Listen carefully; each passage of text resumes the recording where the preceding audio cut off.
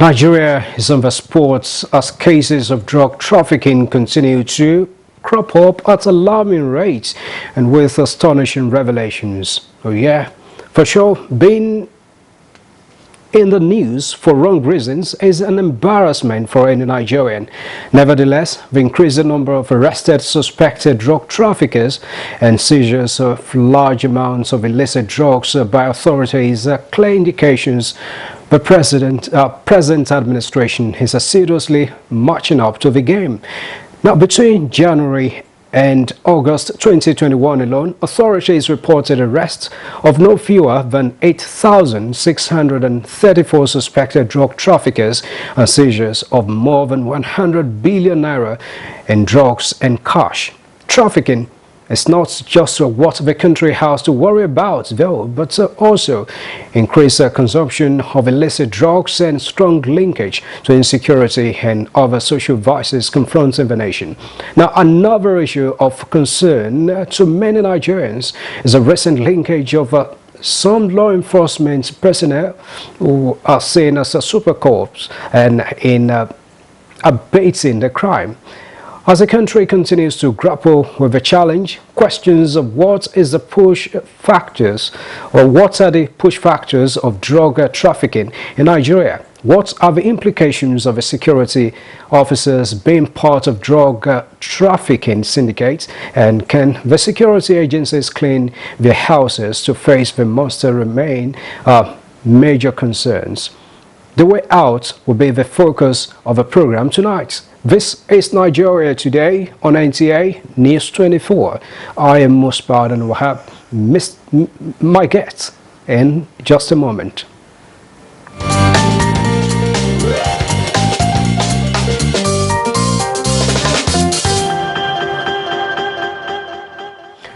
Thanks a lot for staying tuned in. It's Nigeria Today and we're taking a look at drug trafficking, the way out, and I have in the studio with me Dr. Hope Omeza, President Vanguard Against Drug Abuse. Good to have you, Mr. Omeza. It's my pleasure. Thank you so much. All right, so just like other Nigerians, how worried are you about this latest recent news about drug trafficking and those aiding it and abating it? Well, we are very worried, and it's a call for concern for everyone.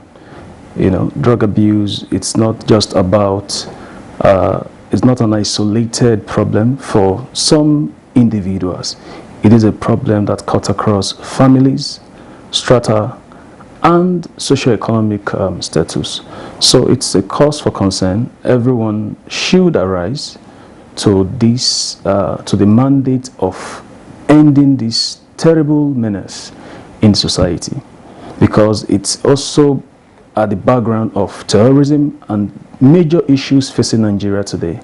So if we must make headway in insecurity and other social vices, we must check and step up the game against drug abuse and, of course, the illicit trafficking of these drugs. Right, I can see the way this is really troubling you, even from your voice. But now, Nigeria is also said to be an emerging transit link for drug trafficking. This was not the case in the past. Why are we here? Well, I think it was the case, and it is the case. Nigeria was a transit country, just a transit country. But now we have seen Nigeria moved from just being a transit country to even a manufacturing country. You know, we have NDLAs in their record telling us about so many laboratories they have been able to discover and shut down in the east and, of course, in the north. You know, with respect to the crystal meth, the imprimary being consumed on the rise now currently. So Nigeria has actually moved from the so-called the transit country. We're not an emerging transit country. We are a transit country. And that has been the case for a very long time. Now, what we're emerging at now is a manufacturing country. And of course, yes, like I said earlier, it is a call for concern for everyone who mean well for this nation. Right, so sad to hear that. Going into production of drugs had one that would definitely have the side effects on the citizenry.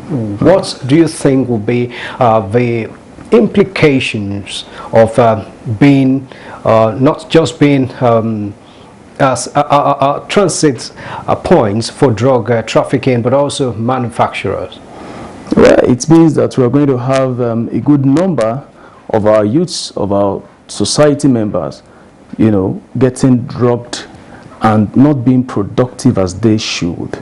Now, we've seen, I think last month or so, we had some teenagers who, perhaps on the influence of drugs, decided to start, do some ritual killings. And it was surprising to so many people why a 17-year-old and a 19-year-old child will decide to take a fellow person's life. You know, I mean, we can't completely rule out the influence of drugs from these issues. And so it's important that, you know, we must begin to put our heads together. For example, February 10th, in, I think somewhere in Sokoto, the NDLA arrested a truckload of codeine, about 134,700. And these guys came in through the Niger Republic border and came into the Sokoto town and lodged in a hotel. NDLA had the whims of, you know, information about him and decided to trail. Fortunately, the DSS officials were able to apprehend him and immediately handed him over to the NDLA officials. Now, before they were able to apprehend him, he had started looking for market buyers for these 134,700 bottles of codeine. Again, the NDLA officials intercepted a truckload of tramadol, about 31,000 capsules, on the following day. That truck loaded from Onitsha in Anambra State, heading to Mubi in Adamawa, and they were intercepted in Gombe. Now, you see, you can imagine who are those who will be taking these heavy loads of drugs. So just on our land borders, and then the ones moved through the interlands. We're not talking about the seaports and those lifted via air. Some were caught on Lagos airport. It's a whole lot. And so it calls for concern, actually. And then for me, it's not a fight between NDLA or the Nigeria Police Force. It is only an opportunity for them to strengthen relationship and then look at the possibility of interfacing as an interagency. It's beyond what one agency can do in terms of controlling drug supply and their trafficking. It's beyond what one agency can do. And that is why the DSS, the customs officials, the police officials must come together and face this battle. It's not what NDLA alone can do. All right, thank you very much. You have hit the nail on the head about what we need to do, how we need to shore up the capacity of enforcement agencies. Now, the country is making some arrest or seizure in connection to drug trafficking or abuse. Recently, you just cited the cases of one in Sokoto and then another one from the east. Now, would you say these arrests are enough, or how do we go from here? Because it seems they are overwhelmed, like you rightly alluded to. Of course, these arrests are not enough. The ones I mentioned are just the tip of the iceberg with respect to the enormous work that NDLA have been doing with respect to seizures. Now, and they are not enough.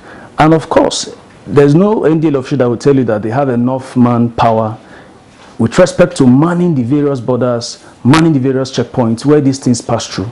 So it calls actually for an integrated interagency participation. It's not something we will leave for NDLA alone. Like the case I cited earlier in Sokoto, the guy, the Indian businessman, was actually arrested by the DSS official and then handed over to the NDLA guys. Now, if they left him perhaps to just the NDLA officials, they probably will not be able to apprehend him. So everybody, and again, the community must participate as well, not just leaving it to the government capacity. The communities must be on the watch to look out for strange people coming into their community, strange people engaging young people, people just come into the community and start talking to young people and start exchanging things with them. They should be able to raise alarm and call the necessary agency to action. So it's a fight for everyone. Because if we allow this to foster, we are going to have ourselves to blame, because the future of Nigeria is at stake here. And it's the future of Nigeria who is being drugged we must look beyond, oh, it is our youth being drugged. It is our future, actually. And if you look today at, in every family, you probably have one person who has issues with one drug or the other. Indeed, the future of a country is at stake, and everyone has got to play a role. At this point, let me quickly bring in Mr. Chuks Akamadu. He's the President, Center for Ethical Rebirth among Nigerian youth. Good to have you, Mr. Akamadu. Thank you so very much. Thanks a lot you could make it. Thank you so very much for All right, having you have met us rightly. And now the fact that we are seeing more of government actions of late, it's not an indication that Nigeria was free from crime of this nature. That's talking about drug trafficking and abuse in the past. Is it that the country has been negligent in dealing with issues relating to illicit drugs in the past? Well, I think that the issue of drug abuse, drug trafficking has always been there. Right. For me, it is one area that I think the Nigerian state has not been very proactive. Right.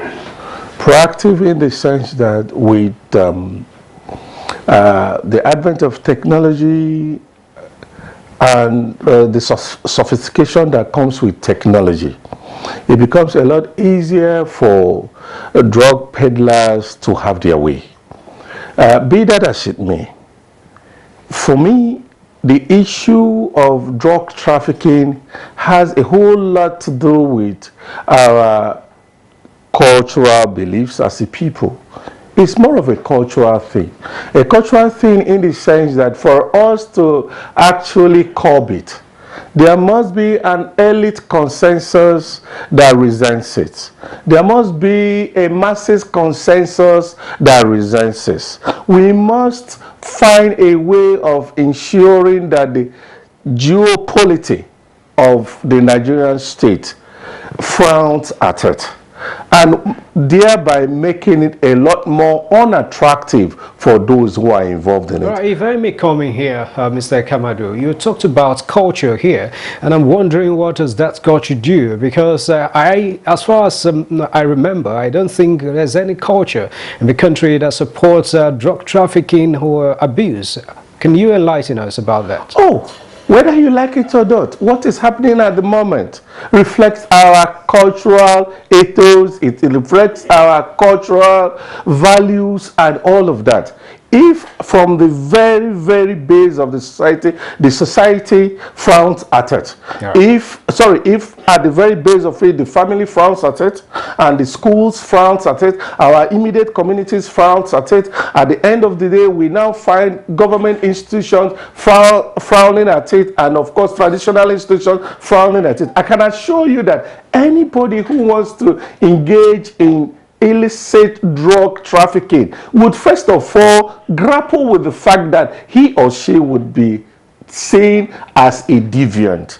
There has to be a cultural angle that now permits people to freely go into all of this. That's why I said there must be a masses consensus. There must be an elite consensus to say, oh, come on, drug trafficking is not part of our culture. It's actually a contra culture that appears to be creeping into our consciousness. Then it now behoves us to rise as a people to say we resent this. This is antithetical to what we are. This is antithetical to who we are. This is antithetical to what we represent to the outside world. Nigerians are good people. Nigerians are decent people. Nigerians are people who hold their morals very dear to themselves. Right. Nigerians are Christians, Nigerians are Muslims, and thankfully both Christianity and Islam frown at this thing called illicit drug trafficking. Come on, why are we allowing this to now creep in on us and then begin to pretend as if it had always been there as an integral part of our culture? There should be a resentment on the part of the populace. The leaders should begin to rise and say, this is not who we truly are. Because who the average Nigerian truly is someone who would ordinarily frown at things that have to do with drug trafficking. Right. So in that manner, sir, I am saying that it's not really a matter that has to do with the institutions of the state. No, that's one angle to it. The people, the Nigerian people, will have to also pick up the gauntlet and realize that this is their fight, and they have to own it. By the time the people own the fight, it will be a lot easier for us to bring down those who want to run a tar brush on us as people who are drug friendly. All right, indeed, everyone has to play a role, and this should not be part of a culture in Nigeria. Now, let's quickly take a break. We still got some to talk about. A lot of points are still to be addressed. We're talking about drug trafficking, the way out. Join us again in just a moment. This is NTA News 24 broadcasting from Abuja. You can watch us anywhere, anytime on the following platforms. Start Times Channel 101, Freak TV Channel 703, GSTV Channel 419, and Go TV Channel 46. For more information, log on to our website www.nta.ng or join us on our social media handles, Facebook at NTA News 24. For comments, suggestions and inquiries, send an email to news24@nta.gov.ng or call us on the following numbers. NTA News 24. News and more news.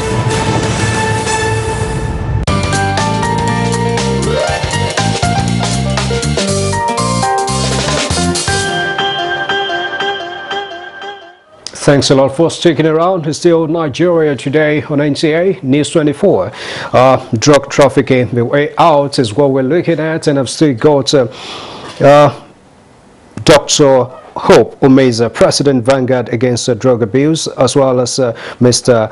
Chuks Akamadu, President Center for Ethical Rebirth among Nigerian youth, in the studio with me. Now, Mr. Umeza, the trend in the news now is the arrest of DCP Abakari, that some people have been calling Supercore, who is the NDLEA alleged to have been aiding drug cartel that operates the Brazil, Ethiopia, Nigeria illicit drug pipeline. What are the implications of this? So let me put you on pause, Mr. Umeza. Let me push this to Mr.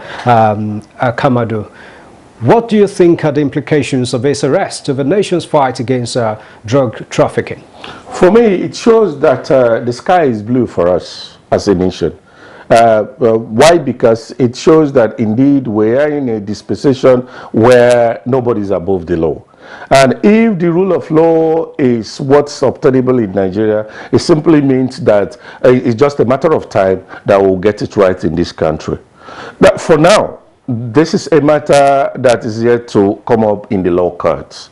It would be too hasty, we'll be jumping the gun actually to begin to pass judgment on this arrest, very ceremonial arrest of DCP Abakari. We need to, as a people, first of all, be thankful to the Almighty God and then the present government that everybody is being subjected to the rule of law. That is one key point that Nigerians should consider to be something to cheer about. Then another thing is, I think we should also find the presence of mind to fold our arms and see what becomes of this matter, because by the time the facts of the case begin to emerge, the picture would get clearer. But suffice it to say that the present dispensation is such that, come on, yesterday we just heard that the NDLEA declared DCP Abakari wanted. Yeah. By the time it was evening, we heard that he actually had been arrested and by the police first and handed over to authorities of the NDLEA. That is a very good thing for us. Now, how NDLEA proceeds from there would, of course, send the right or wrong signal to the people of Nigeria. Let's fold our arms and see what becomes of it. But so far, so good. I am inclined to believe that the rule of law is on course in this country. I don't want to get into the frenzy of what people are saying, Abakiri and all of that, because when the chips are down, you will find that sentiments are actually different from the facts of the case. For now, I think he's a suspect. When he's charged to court, eventually, if they find him, if they find enough grounds to charge him to court, then he becomes an accused person.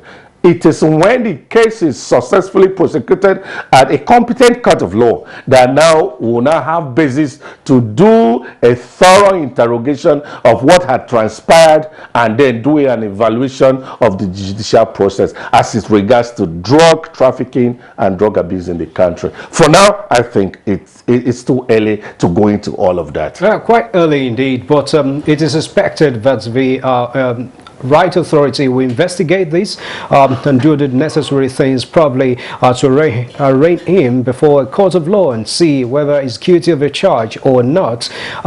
And we're not going to go into any media trial, of course, but DCP Abakiri had a very loyal force under him before he was suspended by the Nigeria police force after he was indicted by the U.S. government. That was another case entirely, and this is another one. Now, Mr. Omeza, is this a sign that we may still have other officers connected to some of these deals? Well, like Mr. Ikemadu rightly said, it would be too hasty to make judgment on this matter as it stands. But of course, it is a sign, perhaps, that we need to probe more and be more on guard. Because if a body that should stand for integrity, that should protect the right of citizens, you find some of the officials being indicted in instances like this, then it is again a cause for concern for the respective heads of these agencies to begin to take appropriate measures to look inward. They must begin to check who are the bad eggs. So, and like I said earlier, it's not a fight. It shouldn't be looked at as a fight between the Nigeria police force and the NDLA. Because moving forward in this matter, in terms of drug trafficking and drug supply control, these interagencies must collaborate. They must work together. They must push this fight forward. So it's not a fight between them. So I think that the right judicial measures should be taken to ensure that the truth about this matter is unveiled, and of course the rule of law has its place in terms of punishing whoever is convicted of this crime. Thank you very much, Mr. Omeza. Now, Mr. Kamadu, before we call it an evening, if I may say that. Now, what do you think should be done urgently in finding a way out of this? We know drug trafficking and use is a very delicate area to delve into or address. But what do you think should be done as a matter of urgency? Straight away, we have three tiers of government. Right. We have three arms of government. I'll begin with the three tiers of government. Very quickly. We have the federal government, we have the state government, and we have the local government. The three tiers of government should clearly show that they find drug trafficking offensive, that they find it objectionable, and that they truly resent it. That's for the three tiers of government. As for the three arms of government, we have the executive, we have the legislature, and then of course we have the judiciary. There must be a synergy among the three arms of government. Yeah. The executive, the legislature, and then the judiciary, to ensure that the prevalence of drug trafficking in this country is brought to its barest minimum.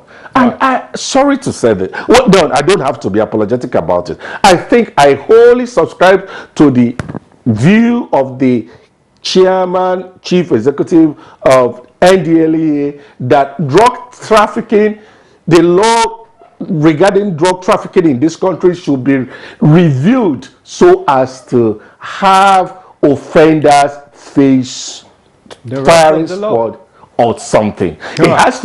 We need to get to a point where we all realize that this is a potential threat to our corporate existence as a nation. Let it attract death penalty. And Thank you with very much. Brigadier General Boba Marwa on this.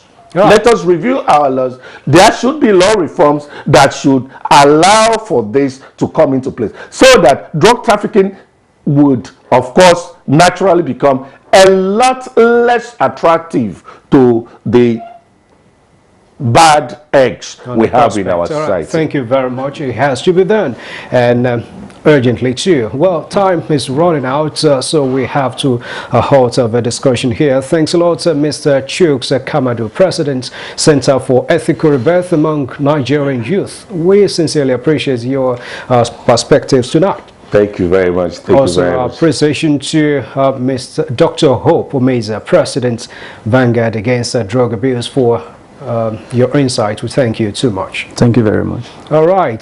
Remember, you can still watch this episode and other ones on YouTube via www.youtube.com/NTA News 24 Hub. I'm most proud of Wahab. Nigeria Today will return same time tomorrow.